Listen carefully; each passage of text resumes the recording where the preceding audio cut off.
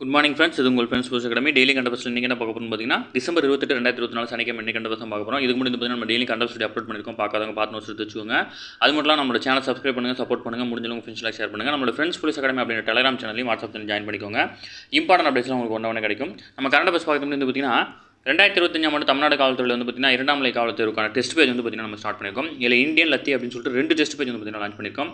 இதில் Indian test பேஜில் உங்களுக்கு 60க்கும் மேற்பட்ட தேர்வுகளும் 1000க்கும் மேற்பட்ட வினாக்களும் கிடைக்கும். இதுக்கான அட்மிஷன் வந்து பார்த்தீங்கன்னா ஸ்டார்ட் பண்ணியிருக்கோம். இதுக்கான முதல் தேர்வு என்னைக்கு ஸ்டார்ட் ஆகுது அப்படின்னு பார்த்தீங்கன்னா ஜனவரி 3ஆம் தேதி வந்து பார்த்தீங்கன்னா ஸ்டார்ட் ஆகுது.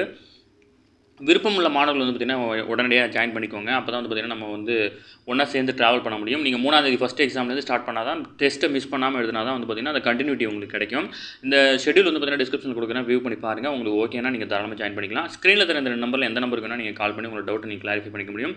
அடுத்தது வந்து பார்த்திங்கன்னா லத்தி அப்படின்னு ஒரு டெஸ்ட் பேஜ். இதில் வந்து பார்த்திங்கன்னா மொத்தம் 45க்கும் மேற்பட்ட தேர்வுகளும் 4000க்கும் மேற்பட்ட வினாக்களும் கிடைக்கும். இதற்கான முதல் தேர்வு வந்து பார்த்திங்கன்னா ஜனவரி 14ஆம் தேதியிலேருந்து ஸ்டார்ட் ஆகுது. ஓகேங்களா? இதுக்கான அட்மிஷனும் வந்து பார்த்திங்கன்னா ஸ்டார்ட் பண்ணிட்டோம்.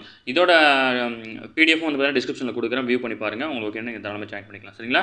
2 டெஸ்ட் பேஜ்லையும் வந்து பார்த்தீங்கன்னா நீங்கள் கட்டண சலுகை பெறணும் அப்படின்னு விருப்பப்பட்டீங்கன்னா ஸ்க்ரீனில் தர இந்த நம்பருக்கு கால் பண்ணி நீங்கள் டீட்டெயில் கேட்டு தெரிஞ்சுக்கோங்க. இதுக்காக வந்து பார்த்தீங்கன்னா நீங்கள் 100 மதிப்பெண் கொண்ட ஒரு தேர்வு எழுதுற மாதிரி இருக்கும். அந்த தேர்வில் நீங்கள் பெறக்கூடிய மதிப்பெண் அடிப்படையில் வந்து பார்த்தீங்கன்னா உங்களுக்கான கட்டண சலுகையானது வந்து பார்த்தீங்கன்னா வழங்கப்படும். சரிங்களா?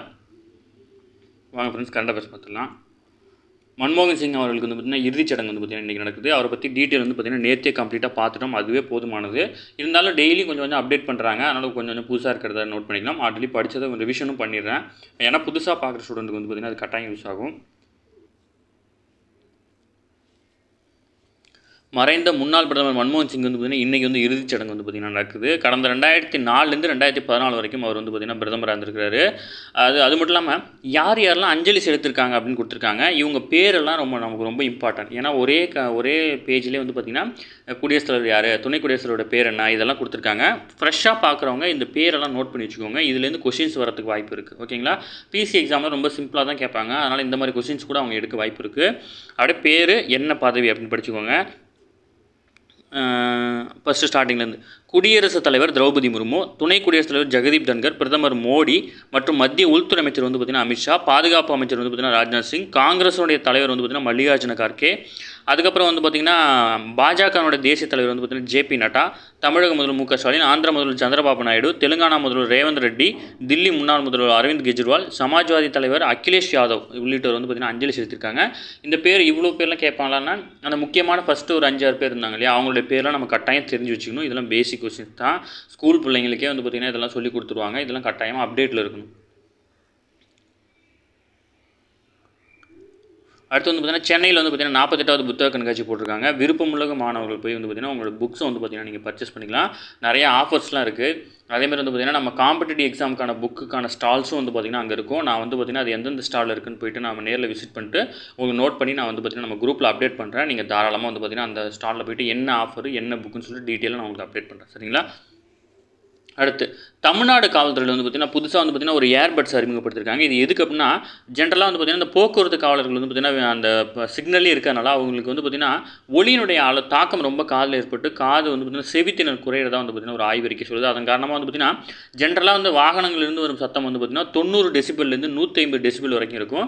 இதனால் வந்து பார்த்திங்கன்னா காவலருக்கு பாதுகாப்பு இல்லை அப்படின்னு கருதி வந்து பார்த்திங்கன்னா அமெரிக்க நிறுவனத்தால் தயாரிக்கப்பட்ட இயர்பட்ஸ் ஒன்று லான்ச் பண்ணியிருக்காங்க. இது வந்து பார்த்திங்கன்னா இறைச்சனுடைய அளவை வந்து பார்த்திங்கன்னா 20% 25% குறைக்கிறதாகவும் ப்ளஸ் வந்து பார்த்திங்கன்னா கான்வர்சேஷன் பண்ணும்போது அந்த வாய்ஸ் வந்து பார்த்திங்கன்னா கொஞ்சம் கிளியராக கேட்குறதாகவும் வந்து பார்த்திங்கன்னா சொல்லியிருக்காங்க.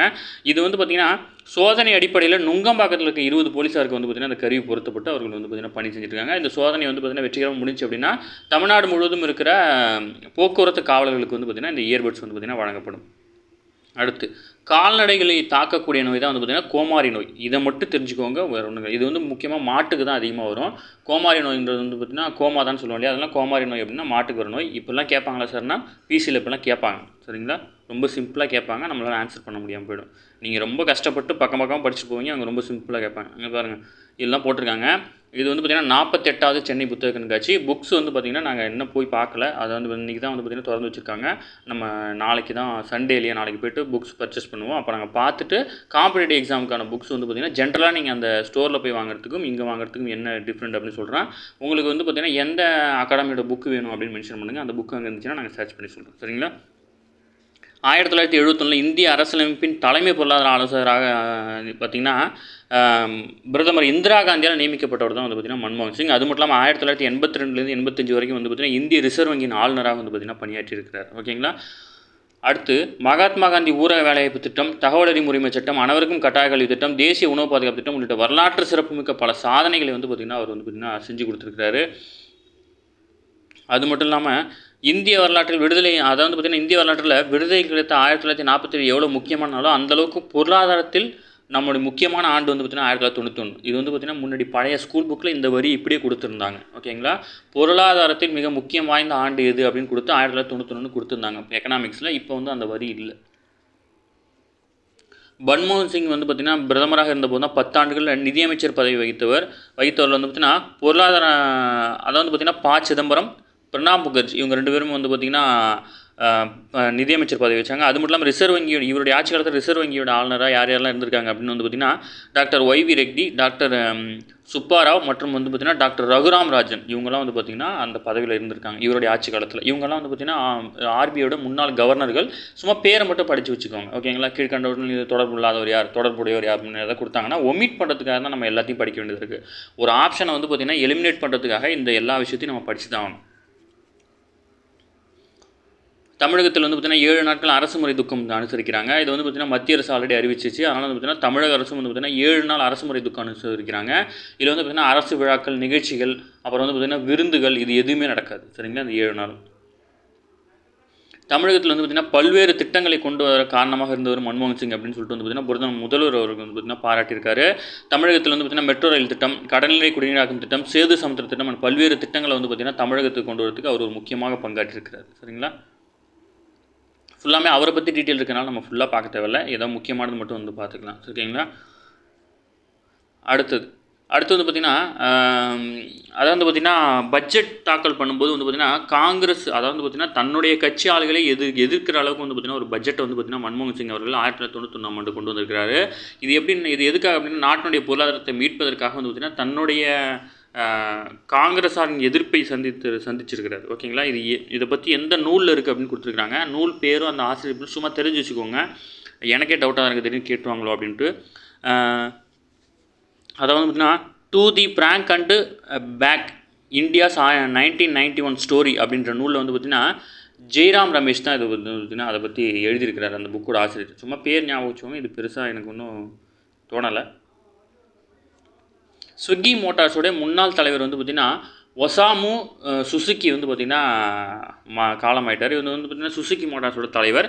முதல்ல வந்து பார்த்திங்கன்னா இந்தியாவோட 1981 ஆண்டு பிற நாடுகளுடன் இந்தியா வர்த்தக தொடர்பை ஏற்படுத்துறதுக்கு முன்னாடி வந்து பார்த்திங்கன்னா இவர் தான் முறையாக வந்து பார்த்திங்கன்னா இந்தியாவில் வந்து பார்த்திங்கன்னா வர்த்தகம் பண்ண வந்திருக்காரு. அதாவது பார்த்திங்கன்னா இந்தியாவில் மோட்டார் வாகனத்துறை வளர்ச்சிக்கு வந்து பார்த்திங்கன்னா வித்திட்டவராக இவர் வந்து பார்த்திங்கன்னா அறியப்படுகிறார். ஓகேங்களா.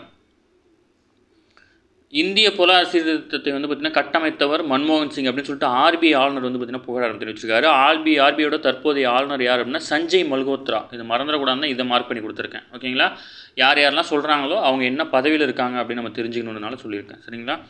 அடுத்தது அமெரிக்காவில் நடைபெறும் உலக ரேபிட் செஸ் சாம்பியன்ஷிப் போர்டில் வந்து பார்த்திங்கன்னா இந்தியாவின் பிரதான வீரரான அர்ஜுன் எரிகேசி வந்து பார்த்திங்கன்னா முதல் நாளில் நடைபெற்ற 5 சுற்றுகள் வந்து பார்த்திங்கன்னா 4 வெற்றி பெற்று 1 தோல்வி அடைஞ்சிருக்கிறார். ஓகேங்களா. அர்ஜுன் எரிகேசி கீழ்கண்ட எந்த விளையாட்டுடன் தொடர்புடையவர் அப்படின்னு கேட்பாங்க.